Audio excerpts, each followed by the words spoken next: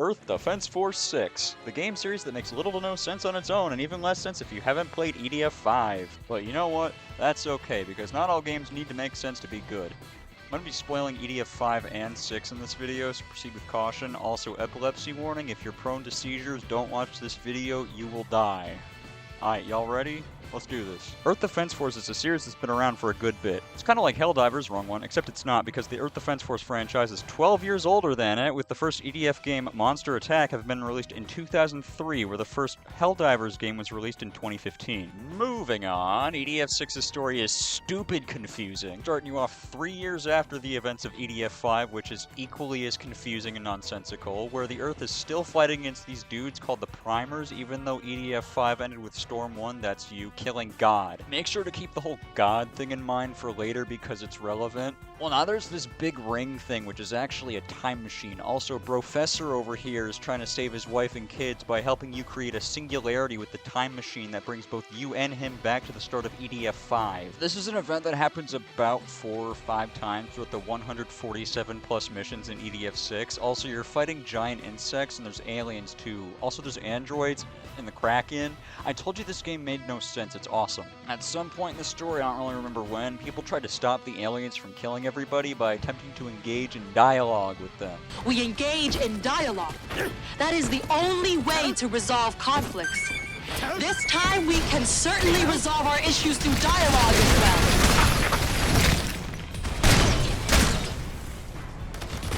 She's going to die in a drone attack after the report. That didn't turn out so well. To be honest, if you held a gun to my head and told me to explain the entire lore of Earth Defense Force 5 and 6 or any of the games before it, I'd just tell you to shoot me. I genuinely have no clue what's going on half the time. It's really just a matter of, oh, okay, I'm fighting a dragon now, cool. Let's get into why this game is better than Helldivers. You got 4 different classes you can play as, and I'll introduce them to you in order. First, you got the standard Ranger class. He's the dude you should play as if you're just starting out EDF and haven't played any of the other games. Ranger isn't a crazy exciting class, but one of the hundreds of weapons he gets. Oh, by the way, did I mention that there's thousands of different weapons in EDF 6? Anyway, one of the different weapons that Ranger gets is a goofy 12-barrel rocket launcher. He also gets assault rifles, shotguns, flamethrowers, among many other things, but other than that, it's not really a lot to talk about. Next is Air Raider. Air Raider is a support class, if you can even call him that. You tell me, does this look like something a support class should be doing? Oh, any allies that get bit and shoot those monsters! Please save me if I get bitten! Find your way out of here! Keep shooting, even if they're biting you! My resolution? Airstrikes. Bomb them. Bomb them, keep bombing them, bomb them again and again. Calling Air Raider a support class is like calling chips crisps. It's dumb, stupid, and wrong. Another one of the cool perks you get as playing as Air Raider is having your very own Dummy Mommy Orbital Cannon Operator. You can launch again if you'd like to. Beam!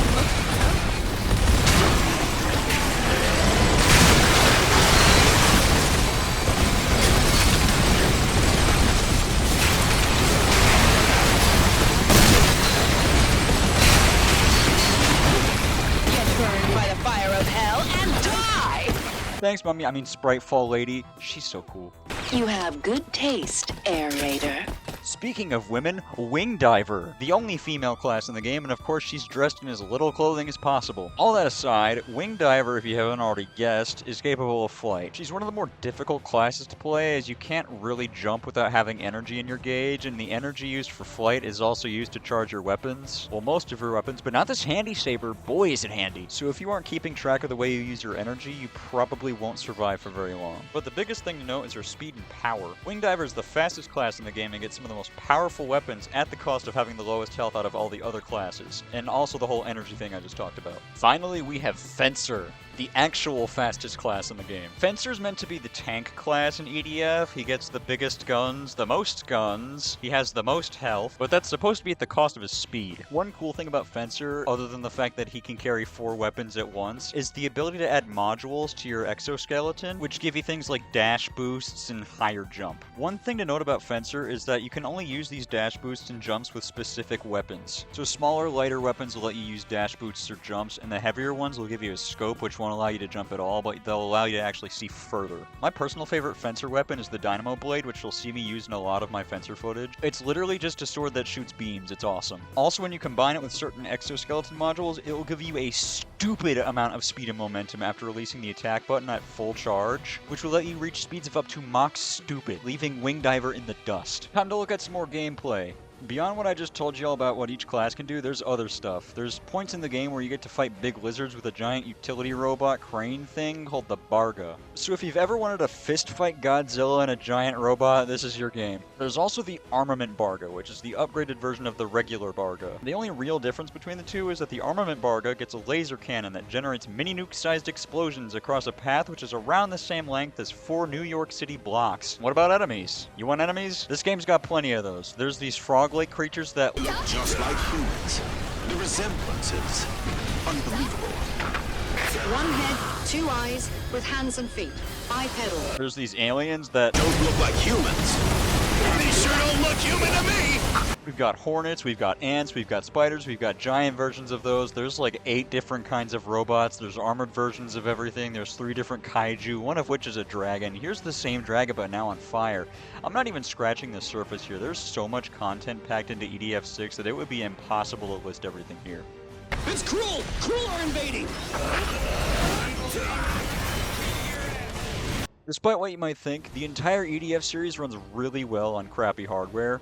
It is by far the most optimized game series ever. And this is thanks to the graphics they haven't improved in the last 10 years that allow for around 200 enemies to be on screen at any given point without frame dropping. And no, I'm not exaggerating when I say 200 enemies, I really mean 200 enemies. Okay, time to shift our focus back to the story. Remember how I said we killed God at the end of EDF 5? Yeah, well apparently that's not God. This is God. How can anyone create those horrible things? I'll find out who's behind all this horrible stuff and teach the guy a lesson. Okay, go teach him a lesson. Yeah, so if this dude's God, then who's the other guy that I killed that they said was God? That's not even the most confusing part. During the final fight, Professor talks about a time paradox that happens because we nuked Mars, and the primers shouldn't exist after we nuked Mars, however they're still there. So essentially, time is going to try to erase either the primers or humanity. And if you kill God, the primers shouldn't exist anymore. However, we still refer to them as the primers after they stop existing, so that also creates another time paradox. Because if the primers never existed in the first place, we wouldn't be able to call them by name. I'm gonna keep it real with you. I can't do this story justice. It's a bunch of nonsense. However, it's still a lot of fun. EDF isn't like most other games nowadays where they're trying to communicate some kind of epic story or narrative to the players. It's literally just hee-hoo go splat, and that's enough for it to be awesome. Overall, let's look at what happens when a studio decides not to become greedy and actually focuses entirely on the gameplay, trying to figure out what will be the most fun for the player. And that's about it for me. Remember to get EDF 6 on Steam today. Also, you should subscribe. I make videos sometimes. Alright, I'll see y'all later.